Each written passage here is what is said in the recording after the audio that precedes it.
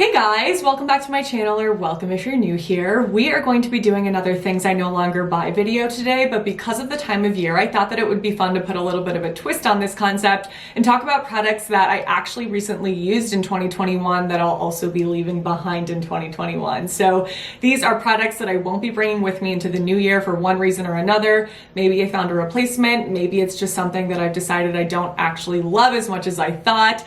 I will of course explain all of that when we get there, but I do feel like some of these products are really going to surprise you guys.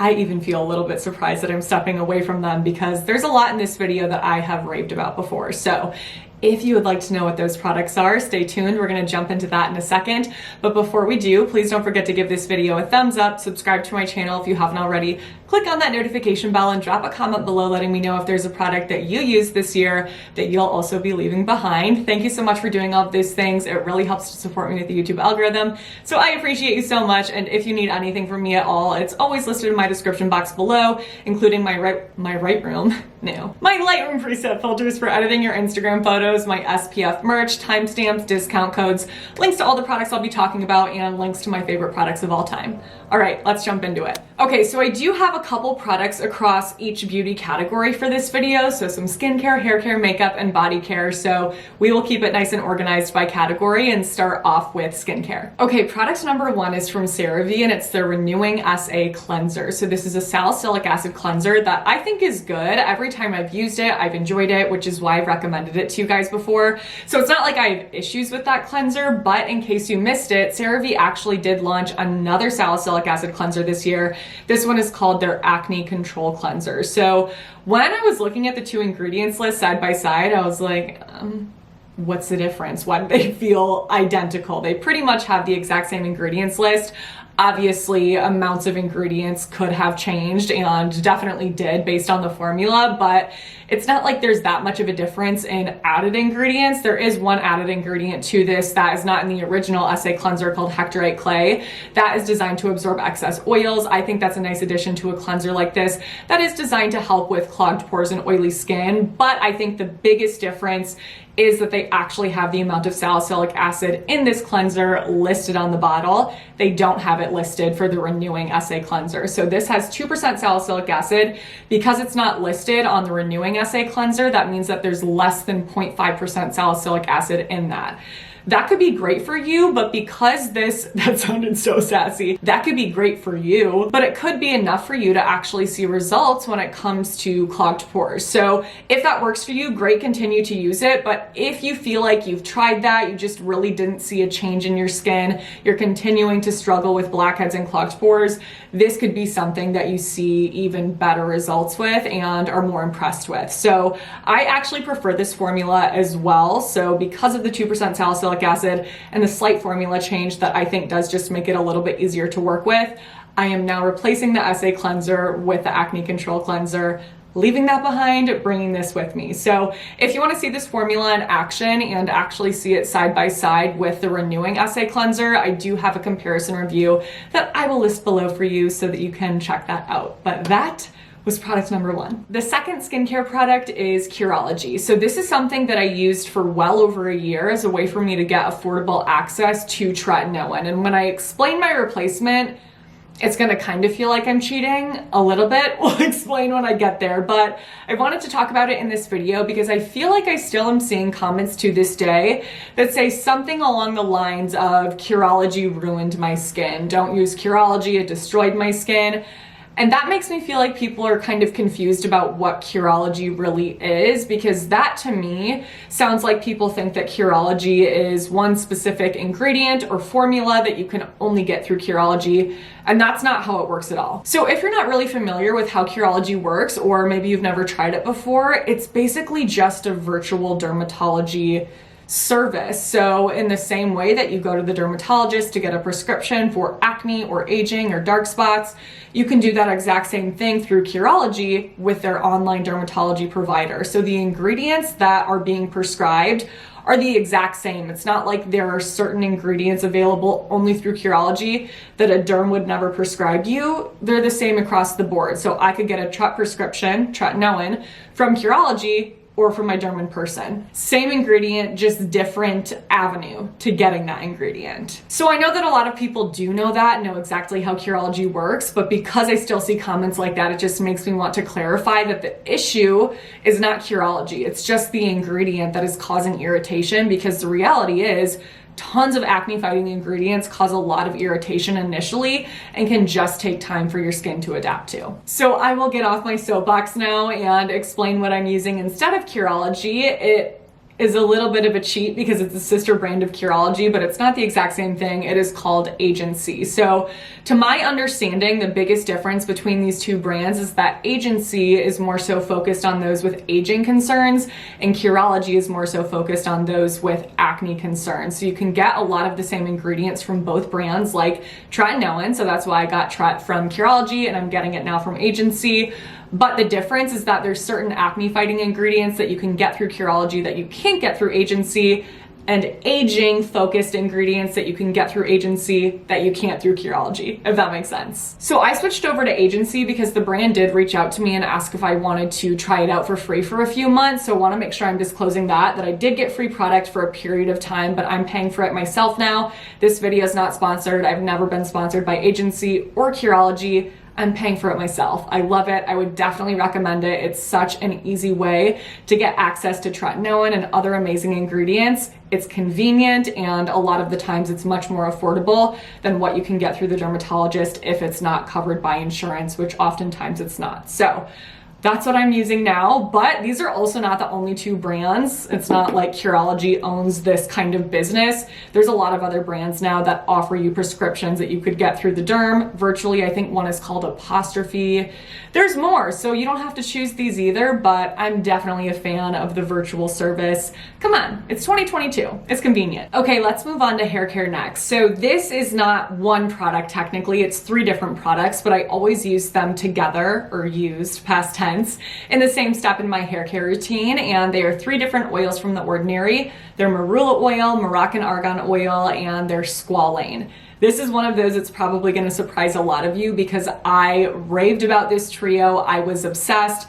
This was my go-to for my pre-wash day oil treatment. So I always apply oils to my hair the night before I wash it, sleep in it, and then I will wash them out the next day. This was all I was using for a very, very long time, and I thought that I was going to be using it forever. They're all great oils for the hair. But the reason I decided to step away from that trio and try something else is honestly just because of my whole rice water debacle, which I know I've talked about a million times. If you don't know what I'm talking about, I'll list a video below where I talk all about it. Basically, I loved it for a while. I was testing it out for the purpose of videos. I overdid it, and then by the time that I realized that it was too late, I started experiencing breakage. It was a whole thing. So the reason why I bring all of that up again is because that experience made me think a lot more critically about anything I was using on my hair that was 100% of one specific ingredient. So for example, these oils are 100% marula oil, 100% Moroccan argan oil, and we just don't have research on what using 100% of most ingredients, honestly, will do to our hair with long-term use. That would be amazing, but we just don't have it. So while I don't know that that could be a bad thing, it could be great, I just am a lot more wary about doing that, and I'm just trying to be more careful about what I apply to my hair. So instead of using that combination of oils, I've just switched over to oils that have multiple ingredients in one, and I have several favorite hair oils that I will list below if you're looking for some options. I'll list some affordable ones and some that are a little bit pricier. There's so many great options out there, and I just feel a little bit safer about that. The second product is definitely something that I have already mentioned in previous videos, but I felt like I needed to close it out one final time officially in this video, and that is the Olaplex No. 4 shampoo.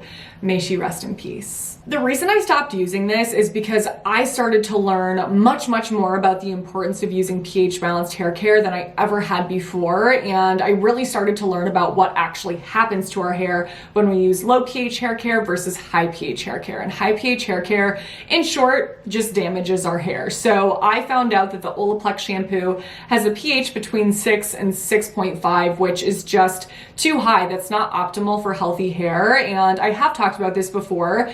That shampoo has so many amazing ingredients in it, things that will condition the hair, amazing oils, of course, their bond repair ingredients. So all of those things are great and definitely makes it so that this isn't a bad shampoo. That's definitely not what I'm trying to say. But my perspective is just, if I have other shampoos that also have amazing ingredients, but on top of that are pH balanced, I would rather go for that because I just feel better about that protecting my hair. Don't get me wrong, I am still such a huge fan of Olaplex as a brand. They have some incredible products. Their conditioner is pH balanced and amazing. I love their number 8 hair mask. Their number 6 smoother with their bonding oil mixed together is such a delicious little overnight cocktail for your hair. It makes your hair so smooth and refreshed.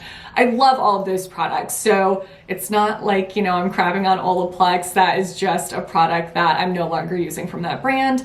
And now you know why. And the last hair care product is an appliance that I know so many people love. I used to love it as well. It's kind of funny because I definitely have a couple videos using this appliance, but I'm not using it anymore. And it's the Revlon One Step Styler. So there's a couple different reasons why. The first being that I just feel like this is too damaging on my hair. So whether you're using this with wet hair or damp hair, that is when our hair is most fragile. So when you're combining, you know, our hair in that fragile state with heat, plus the brush and the twisting and pulling, that's just really increasing susceptibility to damage and breakage. I feel like that problem was worsened with the Revlon One Step Styler specifically because of the shape and size and the types of bristles that are on that brush. For whatever reason, I feel like the combination of those things made me really have to tug on my hair to use it. And I definitely just started to notice that I had a lot of hair shed in that tool, much more than I did in other styling brushes that I owned. So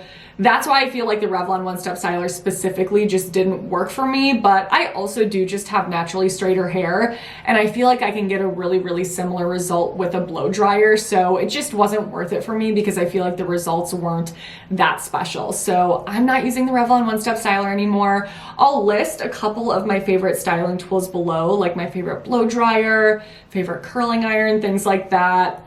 My favorite heatless styling product is the Octo Curl. I will list that below because that's going to be the least damaging, but I prefer all of those things to the Revlon One Step Styler. All right, let's move on to makeup next. So first is more so just a general product type and not really one specific product from one specific brand, and that is any kind of brow pomade. So I definitely gravitated towards these over every other brow product for a while because I have super sparse brows, and pomades just make it really easy to kind of create the illusion of a fuller brow, and the product really easily grabs onto areas where you don't have hair, you know? But because of that, I feel like it's easy to go overboard really, really quickly. And I knew that while I was using it, but I feel like when I was going back to edit videos and look at videos, it just made me realize even more like, oh my goodness, the brows are too much, the brows are too bold.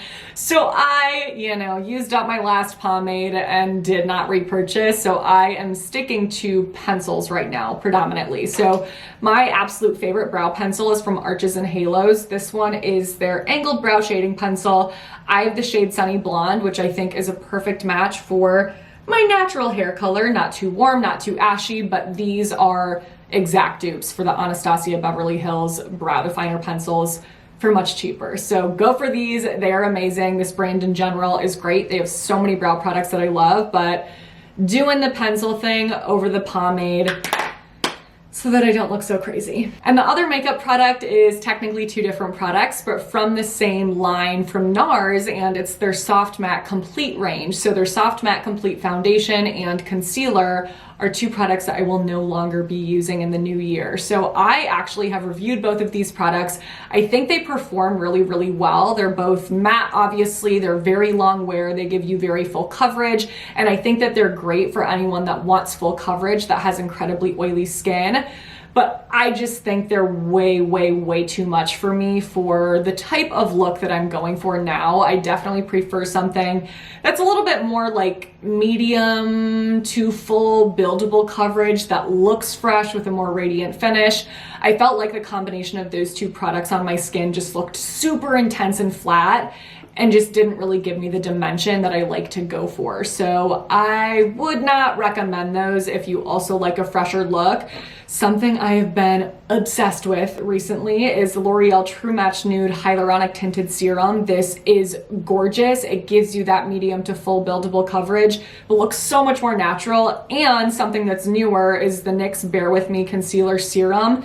This is unbelievable. I cannot believe this is drugstore.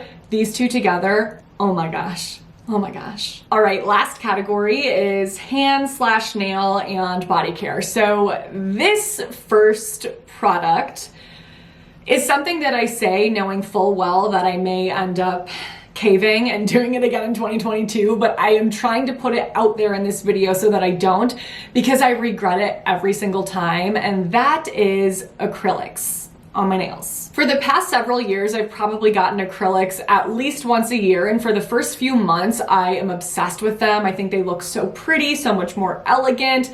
I love it, and I'm like, why did I stop doing this? I'm just gonna keep doing this forever. And then I remember I hit that like 1 month mark when they start to grow out, and I'm like, oh my gosh, I want these off. They just start to drive me nuts.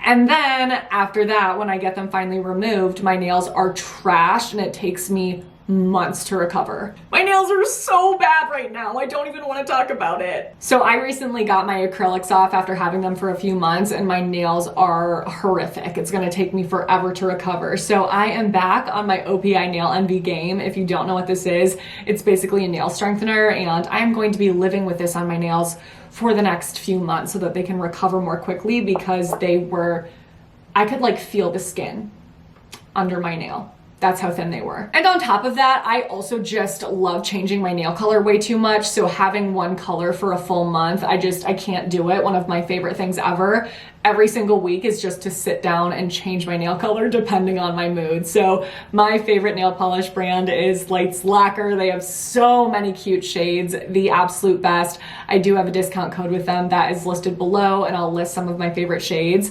I think my absolute favorite right now is called Aliana, which is this beautiful brown. It is so on trend. So I just like nail polish too much to commit to acrylics. So hopefully I never do it again. Second to last is natural deodorant, and I actually can't remember if this one trickled into the start of 2021 or if I did stop using it in 2020. So this one might be a little bit of a cheat, but I was committed to my natural deodorant game for a while, so I thought it would be a fun one to include. So I definitely got sucked into the marketing scare tactics around natural deodorant, and as I have kind of built this channel and really done research on clean beauty, my perspective on those sorts of things and those kinds of claims have completely changed, because a lot of the times there just isn't research to back up some of those claims that are made in an attempt to scare us to get us to buy a new product. Especially because I never found a natural deodorant that actually kept me from sweating, you know? Like, I always had that damp, sticky feeling no matter what. The one that I was using for the longest that I liked the best was Native, because that definitely helped with the smell in the way that some other natural deodorants did not, but still, I was always just a little bit damp, and I just didn't like that feeling. So I switched back to regular deodorant. I use Secret if anyone's curious, but that's why I am no longer using natural deodorant. And I know that this is a topic that people do feel very passionately about, and I'm not trying to discount anybody's opinions, but all that I can ask is that we please don't make the comment section an angry natural deodorant comment section. I just don't want that kind of energy on my channel. That's not what it's about. Let's just not do it. And the last product is also something that I've used a bunch before, I've loved, I've recommended, and it is the Tanologist water. So Tanologist is one of my favorite self-tan brands ever, because their products don't have a color guide. So you don't have that orange mess that transfers everywhere while the color's developing. They don't smell really bad. They're just really, really good overall. But I just don't love the water anymore. I do definitely prefer their other tanning products.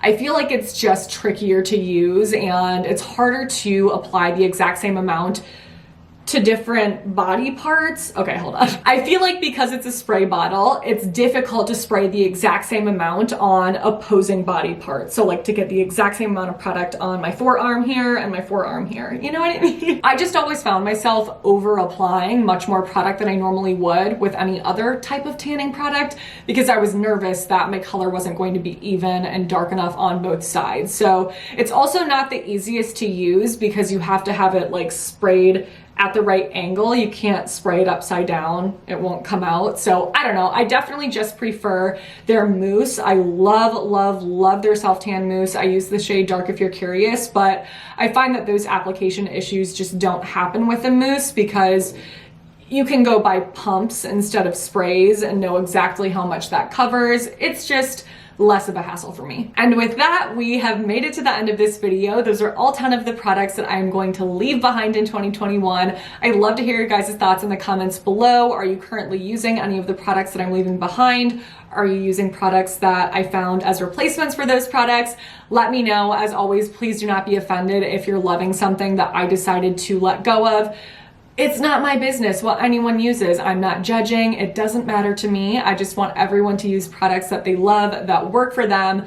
This video, of course, is just for fun. Again, all of the products that I recommended will be listed in the description box below. And if you guys would like me to continue to make this an ongoing series, let me know. I can definitely do that. If you enjoyed this video, please don't forget to give it a thumbs up, subscribe to my channel if you haven't already, click on that notification bell and send my channel to a friend. Thank you so much for doing all of those things. It seriously helps, so it means the world. I appreciate you guys so much. Stay tuned for my next video because that will be up in a few days. But until then, I hope you have a great few days.